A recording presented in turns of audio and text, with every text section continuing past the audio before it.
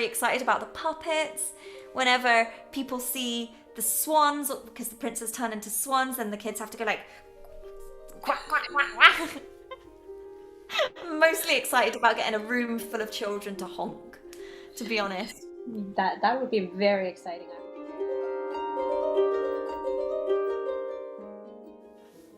Hi, Sam. Nice to have you here for Thank a you. Harp Connection interview. And I have talked to you in the Willow Trio interview already. And I'm very excited to talk to you about your work as a soloist. Tell us about your musical journey. How do you end up with the harp, and how long have you been playing music and also the harp in general? So when I was a child, I learnt the violin and the piano, and I liked them both. I mean, I went to all my lessons and I did like the string groups and everything. But then when I came to uni, I didn't have a piano, so I didn't play anymore. My violin just sat in its case looking forlorn in the corner. And then my friend had a clarzach, which is the Scottish harp, just there. And I thought, oh, that looks quite cool. I would quite like to have a shot on that. And then whilst I was at uni, I started taking lessons and started getting really into the harp. And yeah, it just came from there. And you still play the free instrument today, as far as I can Yes. tell. Yeah. How is it like to keep up with free instruments? That seems like a lot. Well, it's four if you count the pedal harp and the clarinet, True. which They I are do. different. They are different. It's fun. It's really fun. I feel like each instrument gives me a different focus, and I use them for different things. So, I'm in a band called the Sleek It Beasties, and we are a Kaylee and a covers band, and I play fiddle and keyboard in that. And it's just really fun because you're gigging with your friends. It's pretty much the same songs each night, so there's never any stress. I love that. I love repetition. I'm not someone who's like, oh, it's the same songs again. Oh, I hate it. How boring. I'm like, yes, brown-eyed girl. I love it. So yeah, it's fun. I find that the violin's really good for like playing some fast tunes in a way which is much harder on the harp. And then the piano is just fun if you've got a bit of extra time around the house and you're like, what will I do? I know I'll get a tune book out and just play some piano. And let's circle back to the harp. How would you describe your musical style when it comes to harp playing? So that's quite a tricky one. So I I studied both the clarzach and the pedal harp at uni. So I got both sides of kind of the traditional clarzach and then the pedal harp. I kind of focused a lot on baroque and kind of romantic, kind of missing out the whole classical period in the middle because that's not my jams. Sorry, Beethoven. And then also with the whole influences of playing in a band and kind of growing up with pop music, it's kind of quite a poppy side. And then, yeah, I think I just subconsciously mash them all together whenever I'm composing or arranging something. Yeah, and I've listened to some of your music and your arrangements on your YouTube channel, and they're very relaxed and chilled. And I understand that you have studied jazz as well, right? When you were in university, is that a big influence in your arrangements and in your music? Would you say? Well, actually, now you mention it, yes. So I studied jazz keyboard and I did a year of kind of beginners jazz, but on the clarzach. And it's certainly something I've noticed when I'm arranging. My things tend to be very harmonically dense, and I'm really interested in harmonies and how they make you feel. And what I really like doing when I'm arranging like a traditional tune is find quite a plain tune, quite a nice, simple, straightforward one, and then see what we can really do with the chords underneath it. So we've got the Willow Trio, who you spoke to recently. We've got an EP out, and one of the tracks, Mahish Bay, is, again, it's kind of got quite a nice, simple melody, but underneath it I've added in loads of like wild harmonies and really gone to town with it. That's fun. And you're working on an EP right now too for yourself. Tell us about that. So it is a 4-track EP, of which I've released the first single, and it's more songs rather than instrumental music, but it takes the influences from that jazz side, from the folk side, because it uses a lot of strings and Clarzak. And then interestingly, the other day I had like a little light bulb moment, because it also uses a lot of really close, dense harmonies of vocals as well. And I was like, oh, I wonder where this influence is from. And then on my Spotify, up popped all this like English choral church music, and I was like, oh yes, it's because when I was a child, so from like 7 to 18, every week we were in church, like singing really quite intense repertoire, and it just kind of seeps into you in a big musical soup. And where can we find your EP if we want to listen to it? It is on all of your streaming services, so whichever one you like better. The first track, Glow, came out a couple of months ago, and then there's going to be another one, Long Sands, released this month. We'll definitely be keeping an eye on it. And I thought the vocal was absolutely gorgeous. So looking forward to listening to your other tracks. Okay, so tell us about Golden Toe as well, because that's another piece of music that you have shared, and it's a solo harp composition. Yeah, so Golden Toad, it was composed for a Celebration for Lost Species album in 2020. And the proceeds went towards various wildlife funds to help preserve specific species that are very endangered. And for Golden Toad, I kind of describe it to myself as kind of minimalist, maximalist, in that it uses some tenets of minimalism, and that it's got the same repeated fraction. It's got kind of like do do do do do do do do, which is the toad jumping, and that carries on throughout the whole piece. But then gradually it gets more and more layers popped on top of it until it gets really, really intense. And that's for me where the whole maximalist side comes out, because I don't just stick with one idea. It's like 40 ideas all in one, and then gradually they peter out again. I really enjoyed doing it. I originally composed it for solo pedal harp, but lately I've been playing around with it on the Clarzak, and I think it works. I think I prefer it on the Clarzak. I think there's fewer pedal changes that you have to do, which is great. And I think because what you were talking about earlier with the harmonies, they sometimes don't translate that well onto the harp, because you have all of the resonances and dissonances just carry on. It's not the same as on a piano where it's just like press the keys, off it comes, sound over. No, not on the harp. We have to deal with all of this damping. We have to deal with the pedal changes affecting the resonance of what just has been. So actually having a slightly less resonant instrument like the Clarzak, and then something where actually you don't need to change the levers as often, just suits it a wee bit better. I think it's great to have the option. Even when I'm learning with my teacher, we would like to see what piece makes more sense on which one, because we do see it at two very different instruments. Like you said, you technically play 4 instruments, because you would consider the pedal harp and the Clarzak as 2 different instruments. So that's great that you're able to jump between the two.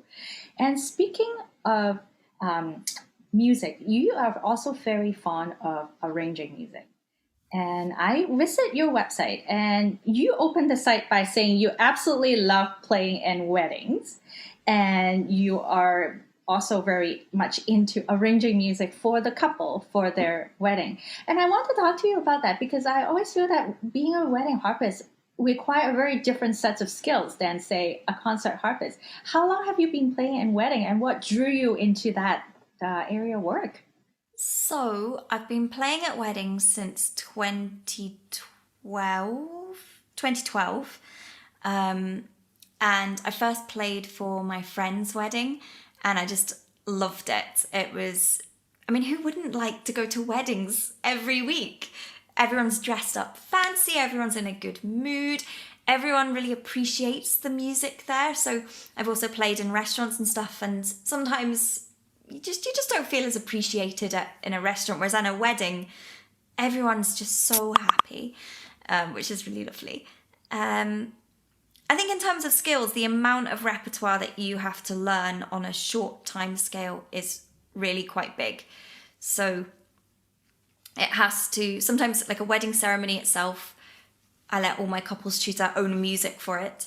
So that would be music as guests are seated, music for the bride or the bridal party, for the signing of the schedule, for leaving as a married couple. So that's like 15 tunes right there. And if you do, say, like 50 weddings a year, that's a lot of new tunes you've got to learn. And then that's not even including the drinks reception. So if you're learning everything to the same, or using the same sort of tactics as you would learn concert rep, you're just not going to get through it. So I use a mixture of kind of lead lines and improvisation, and I also always make sure I listen to the original track. So if I know what it sounds like up here, then it just makes it a lot easier to bring that kind of character onto the harp.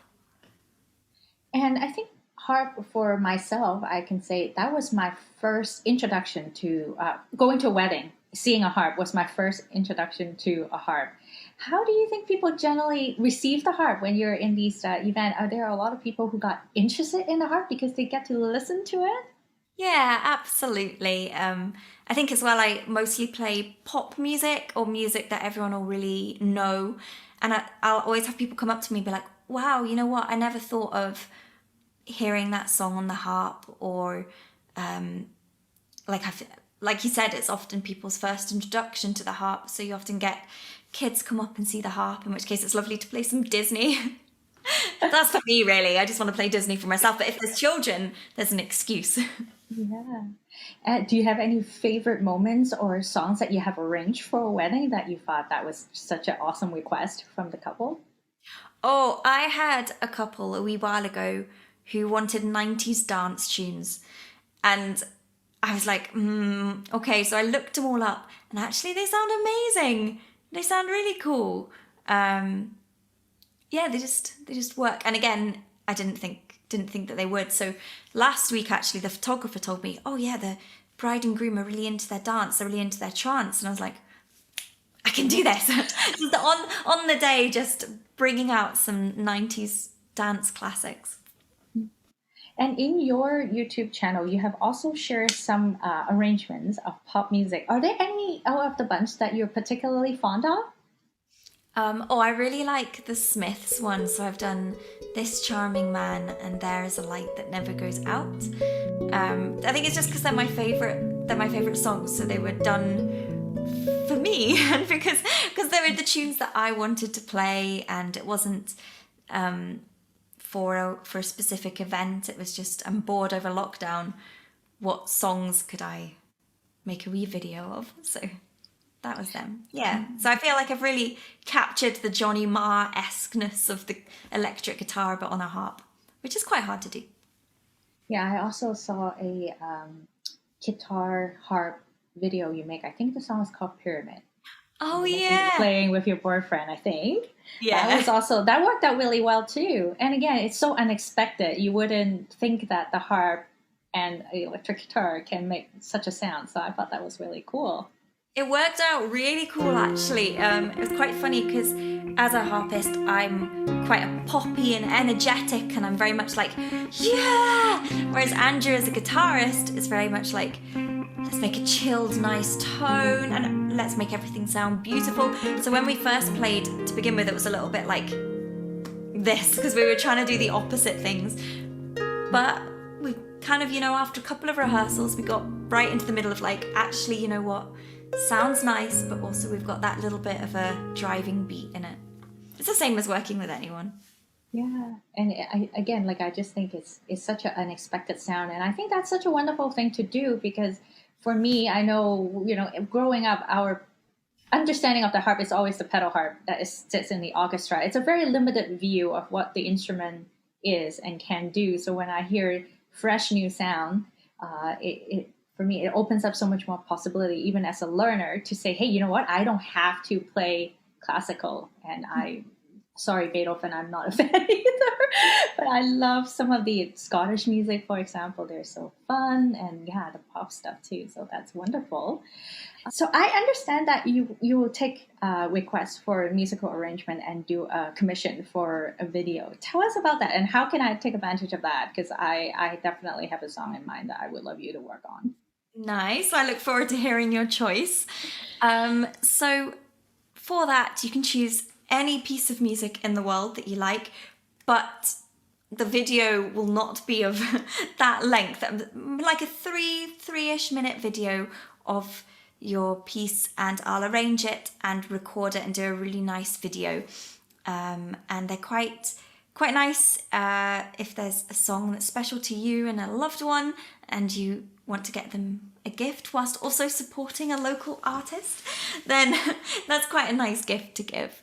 And you can contact me on any of my social media to discuss that. Fantastic. Yeah, it is. It is such a nice gift to give, believe it or not. And I really like a gift of music, so I will definitely be contacting you soon. You're gonna have to find out what I'm gonna be asking you to I'm do. intrigued. Yeah. And tell us about the band that you're in. I was in the website, and the first impression I got was, this is way too fun. And have you been playing in that band for a long time? And I cannot pronounce, I don't want to risk mispronouncing the band name, so I'm going to leave it to you to talk to us about the band.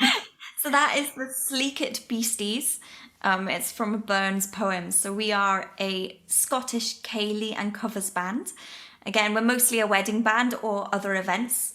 We have played some wild events, actually. We played at the after party, the cast party for the Fast and Furious 9. So, like, all of the people were there, and I kept seeing someone and being like, is that Vin Diesel? Is that Vin Diesel? Who's that? Couldn't. But anyway, it was a great night. And we've also played Hogmanay, the Edinburgh Street Party Hogmanay, which, again, was just amazing. We've been playing since 2012, and it's just really fun.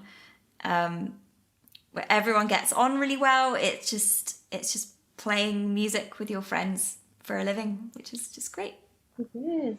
Do you have any tips or suggestions for us in getting over our nerves and performing in front of each other? That is something that I've heard from quite a lot of adult learners that says, I can play in my own space really comfortably, but as soon as there's an audience, everything falls apart. Do you have any suggestions on how we can get over the nerves and get better at playing for others? Because I'm quite nervous myself. Apart from, it goes back to what I was saying at the beginning. I love playing the same music again and again and again, because then I don't feel nervous. So in the band, because some of these songs we've been playing for like 10 years, although we are really good at them now, I must say, I don't feel nervous because I know exactly how it's going to go. I know, like, anything that's going to have happened with those songs, with our equipment, will have happened already. So we've just got that immense trust in ourselves and how to be able to sort out those situations. Whereas when I do, like, solo concert rap on the pedal harp, or even on the Clarzak as well, it's often really difficult. It's often right at the top of my ability. And I know that if something slips, who knows what's going to happen?